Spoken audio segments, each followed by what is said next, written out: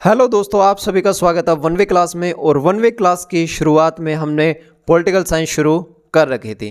काफ़ी बच्चों के मैसेज आ रहे थे मेरे को कि सर साइंस करवाओ, क्योंकि जो मेरा सब्जेक्ट है वो साइंस है और मैंने अपने चैनल की शुरुआत भी साइंस की वीडियो से शुरू की थी। तो हम और मैंने सोचा, मेरी टीम ने सोचा कि कुछ किया जाए और अब हम एक साइंस की वीडियो लेकर आया करेंगे। ठीक है, तो अभी हम एक टाइम फिक्स करेंगे, या तो शाम को पॉलिटिकल साइंस की वीडियो आया करेगी या सुबह आया करेगी। एक सुबह वीडियो लॉन्ग वीडियो और एक शाम को वीडियो, इन दोनों में एडजस्टमेंट बिठा लेंगे। तो हम साइंस इस हिसाब से कराएंगे कि हर एक एग्ज़ाम को वो टारगेट करे। हम ज़्यादा यही कोशिश करेंगे कि वो हर एक एग्ज़ाम को टारगेट करे, चाहे वो राजस्थान के एग्ज़ाम हो चाहे वो सेंटर के एग्ज़ाम हो, हमारी पूरी कोशिश रहेगी। तो ये तो थी अच्छी न्यूज़। अब हम आगे चलते हैं। मैंने आपको मौलिक अधिकारों के बारे में बता दिया था, फंडामेंटल राइट्स के बारे में बता दिया था। आज हम बात करने वाले हैं डीपीएसपी तत्व, नीति निदेशक तत्व। ये क्यों बनाए गए? डीपीएसपी एलिमेंट्स आर्टिकल 36 से 51 भाग 4 में रहते हैं। भाग 4 में रहते हैं। क्यों बनाए गए? जबकि ये बनाए गए थे इंसानों के लिए, हम जैसे नॉर्मल पीपल्स के लिए बनाए गए हैं। ये किसी भी सोच से प्रेरित है, जैसे गांधीवादी सोच बोलो, समाजवादी सोच बोलो, इन सोच से ये प्रेरित हैं। ये क्यों बनाए गए थे? जबकि इंसान के पास फंडामेंटल राइट्स है। फंडामेंटल राइट्स में मैंने आपको बताया कि आपको हर एक चीज़ का राइट है। आप कहीं आ जा सकते हो, आप कहीं बिजनेस कर सकते हो, आप कुछ भी कर सकते हो। ये क्यों बनाया गया? इसका निर्माण करने के पीछे सबसे बड़ा हाथ स्टेट का था और इसका निर्माण इसलिए किया गया कि हर जगह सेंटर गवर्नमेंट, हर जगह न्यायपालिका नहीं जा सकती। तो कुछ राज्य सरकार के भी फर्ज हैं जो इंसानों की ज़िंदगी को आदर्श बनाए। इस आदर्शवादी सोच के लिए आयरलैंड के संविधान से प्रेरित होकर, किसके संविधान से? आयरलैंड के संविधान से प्रेरित होकर, आयरलैंड के संविधान से प्रेरित होकर भारत के संविधान में डीपीएसपी एलिमेंट का निर्माण किया गया। पहली बात, ये क्यों बनाए गए? ये राज्य सरकार द्वारा निहित है। यानी कि अगर डीपीएसपी एलिमेंट पर पूरा हक किसका है? राज्य सरकार का है। चाहे वो छत्तीसगढ़ की सरकार हो, चाहे वो राजस्थान की सरकार हो, चाहे वो मध्य प्रदेश की सरकार हो। ठीक है, अब आपसे एक क्वेश्चन पूछा जाए कि डीपीएसपी एलिमेंट यानी कि नीति निदेशक तत्व भारत के संविधान में किस देश के संविधान से लिए गए? तो आयरलैंड के संविधान से लिए गए हैं। किसके संविधान से? आयरलैंड के संविधान से। एक क्वेश्चन क्लियर। दूसरा क्वेश्चन ये पूछेगा कि नीति निदेशक तत्व का निर्माण किसकी सिफारिश पर हुआ है? तो नीति निदेशक तत्व का निर्माण सर बी.एन. राव की सिफारिश पर हुआ है। Sir BN. राव की सिफारिश पर हुआ है। दो क्वेश्चन क्लियर। तीसरा क्वेश्चन ये पूछा जाएगा, नीति निदेशक तत्व क्या न्यायपालिका में परिवर्तनीय है या नहीं? सर ये बात ऊपर से चली गई। डीपीएसपी एलिमेंट पे न्यायपालिका का कोई हक नहीं है। ना तो इसे न्यायपालिका चेंज कर सकती है, ना न्यायपालिका इसमें संशोधन कर सकती है। यानी कि डीपीएसपी एलिमेंट यानी कि नीति निदेशक तत्व न्यायपालिका द्वारा परिवर्तनीय नहीं है। न्यायपालिका द्वारा परिवर्तनीय नहीं है।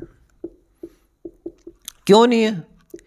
इसमें वही बातें रखी गई है जो इंसान के हित में है। जैसे इसमें बोला गया है कि ग्राम पंचायतों का गठन करना, सही है ये। इसमें बोला गया है कि फीमेल और मेल को अगर उन दोनों से समान कार्य करवाया जा रहा है, अगर एक मेल है जिससे आप सीमेंट के कट्टे उठवा रहे हो और वही काम अगर फीमेल कर रही है तो दोनों को समान वेतन मिलना चाहिए। बच्चों को शिक्षा देना अनिवार्य है। तो इस तरह की बातें लिखी गई है जो समाज के हित में है। तो न्यायपालिका इसमें चेंज करके भी क्या ही करेगी, तो न्यायपालिका द्वारा ये परिवर्तनीय नहीं है। कई बार एग्जामिनर एक क्वेश्चन यहाँ पर फंसा देता है। क्वेश्चन ये फंसाता है वो कि डॉक्टर बी आर अम्बेडकर ने किस भाग को संविधान की अनूठी विशेषता कहा है? तो किसको कहा है? नीति निदेशक तत्व को कहा है। कई बार यह भी पूछा जाता है ना कि संविधान की आत्मा किसे कहा है, तो वो आर्टिकल 32 को कहा है। ठीक है, तो ये भी क्वेश्चन कई बार पूछा जाता है। अब बात करते हैं आर्टिकल 36 में क्या है। आर्टिकल 36 में जिसने मेरी प्रीवियस क्लास देखी है उसे पता होगा, क्योंकि ये मैंने वहीं बता दिया। आर्टिकल 36 में वही लिखा है जो भारत के संविधान के भाग 3 में और आर्टिकल 12 में लिखा है। जिसे याद होगा वो मेरे को बता देगा। आर्टिकल 36 में वही लिखा है जो भारत के संविधान में भाग 3 आर्टिकल 12 में लिखा है। क्या लिखा है सर? 3 चीज़ों का जिक्र किया गया। भारत के राज्यों के, उनके विधानमंडल की और उनके कानून की बात की गई है। तो इसमें ये आ गया। फिर आता है आर्टिकल 37। आर्टिकल 37 में साफ साफ लिखा है कि नीति निदेशक तत्व में कोई भी चेंज किसी भी तरह की न्यायपालिका नहीं कर सकती। ठीक है, आर्टिकल 37 में स्पष्ट तौर पे लिखा गया है कि नीति निदेशक तत्वों में कोई भी बदलाव न्यायपालिका द्वारा परिवर्तनीय नहीं है। अगर न्यायपालिका कोई भी चेंज करना चाहेगी तो वो ऑथराइज नहीं है। ठीक है, अब बात करते हैं आर्टिकल 38 पे। अब आर्टिकल 38 में कुछ चीज़ें दी गई है। आर्टिकल 38 पर बात करते हैं। अब बात करते हैं आर्टिकल 38। आर्टिकल 38 में 2 चीज़ें लिखी गई और ये राज्य लोक कल्याण के लिए लिखी गई। पहली चीज़ लिखी गई कि सामाजिक, आर्थिक, राजनीतिक न्याय का प्रावधान हो, कि राज्य सरकार का पहला कर्तव्य ये है कि जिस भी राज्य में जितने भी नागरिक हैं उनको सामाजिक तौर पे मजबूत करना, आर्थिक तौर पे मजबूत करना और राजनीतिक तौर पर मजबूत करना। फिर आया उसी 38B में लिखा गया कि आय में समानता हो और अवसरों की असमानता बंद हो। अवसरों की असमानता हालांकि अब की जा रही है।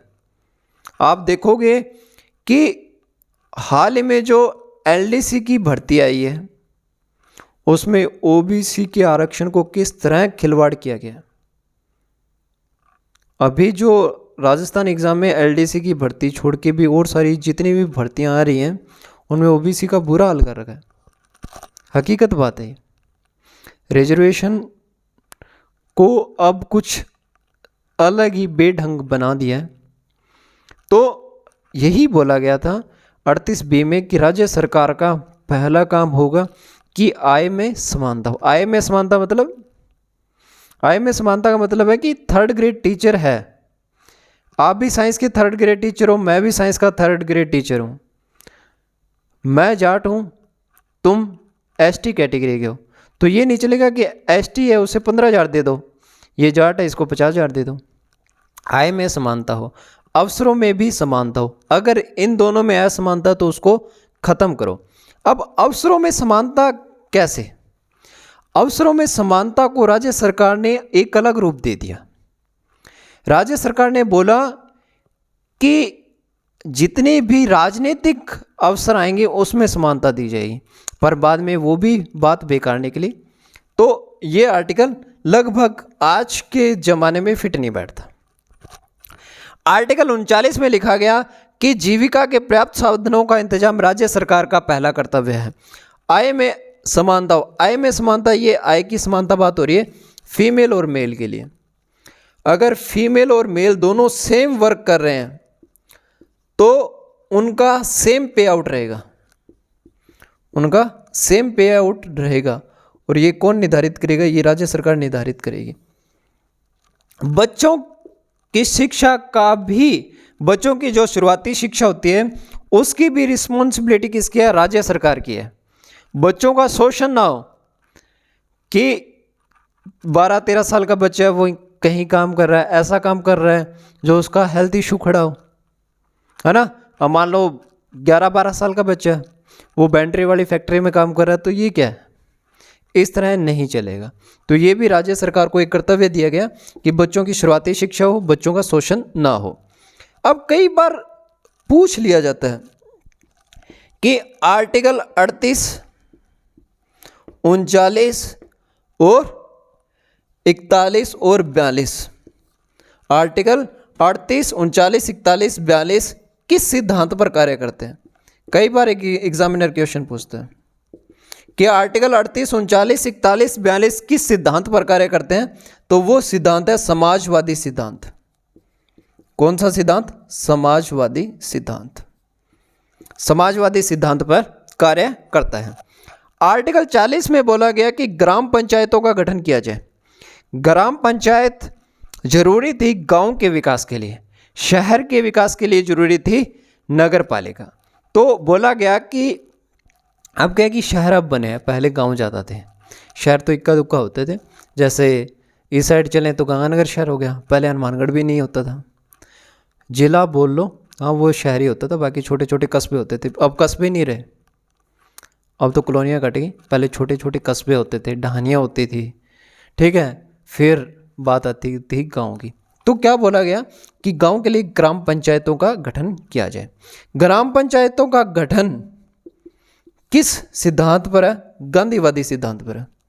गांधी जी की भी यही सोच थी कि गांव का अगर विकास करना है तो हमें ग्राम पंचायत का गठन करना पड़ेगा। 41, आर्टिकल 41 बोलता है काम, शिक्षा और लोक सहायता प्रदान करना राज्य सरकार का पहला कर्तव्य है। काम इसके तहत ही मनरेगा योजना का कार्य शुरू किया गया था। यानी कि गवर्नमेंट, स्टेट गवर्नमेंट का ऐसी कोई भी स्कीम्स, प्लान्स बनाने होंगे जिसके तहत गरीब, जितने भी गरीब लोग हैं उनको कम से कम इतना पैसा मिले कि उनका 1 साल 6 महीने का गुजारा हो सके। शिक्षा, बच्चों को शिक्षा देना जरूरी है। लोक सहायता प्रदान करना, लोक सहायता होता है कि कुछ केस ऐसे होते हैं जैसे विधवा केस हो गया, जैसे बुढ़ापा है, अब विधवा है, विधवा पति के मरने के बाद कोई उस औरत को घर में रखे या ना रखे, वो परिवार की एक मर्जी है। बाई चांस उसको घर से बाहर निकाल दिया जाए तब वो औरत किस एक उम्मीद पर गुजारा करेगी? तो उसके लिए क्या बनाएगी? विधवा पेंशन योजना। अब बूढ़ा इंसान है, उनको घर से बाहर निकाल दिया गया तो वो कैसे अपना गुजारा करेंगे? तो बुढ़ापा पेंशन योजना।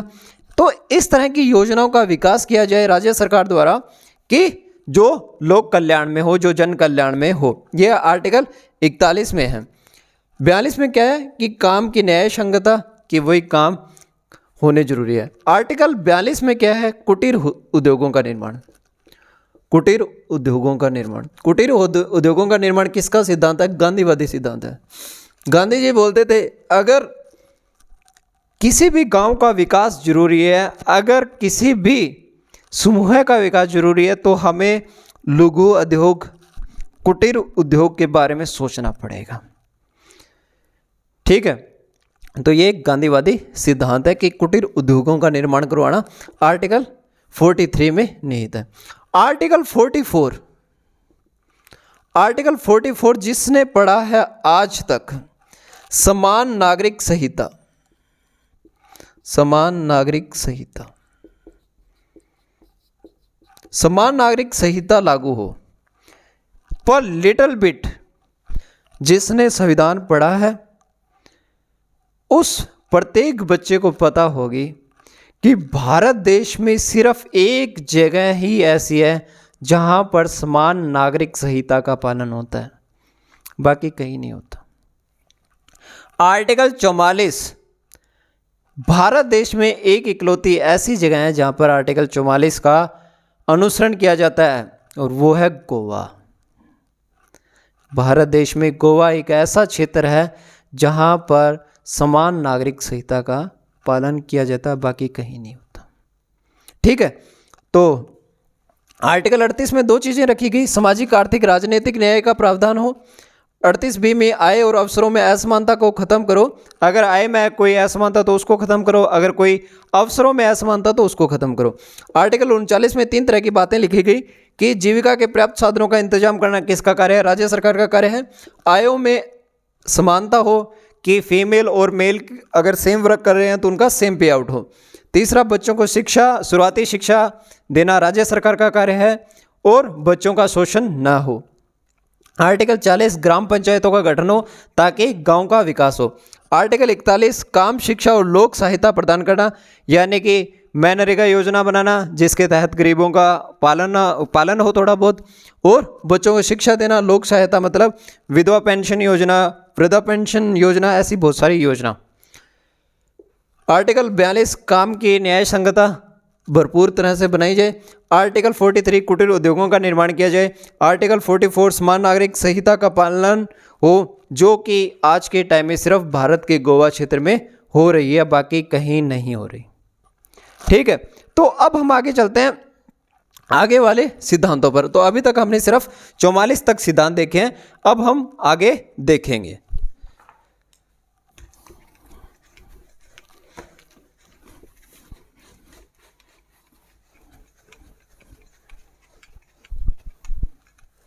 अब बात करते हैं हम आगे।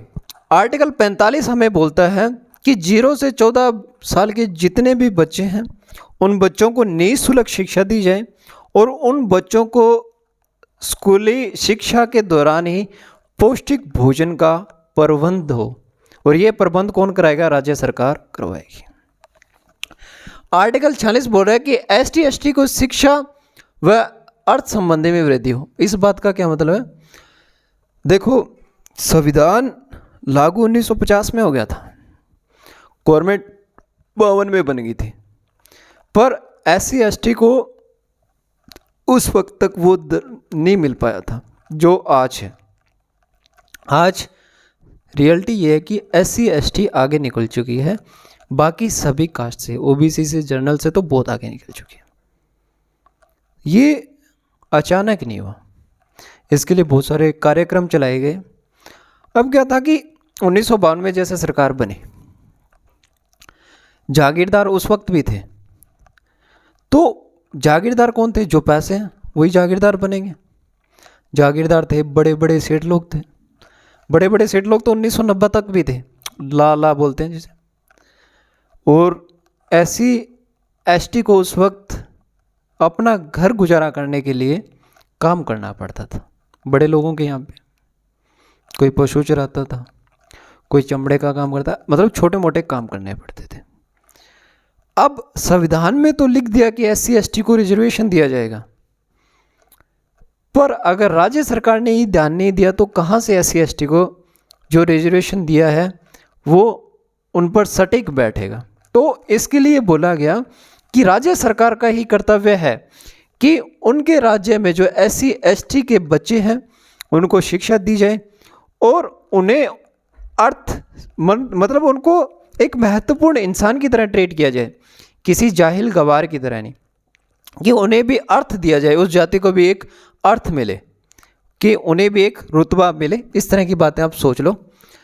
आर्टिकल 47 हमें बोल रहा है कि उच्च स्तरीय पौष्टिक भोजन का प्रबंध हो। ये 2001 तक चला था, उसके बाद में बंद हो गया।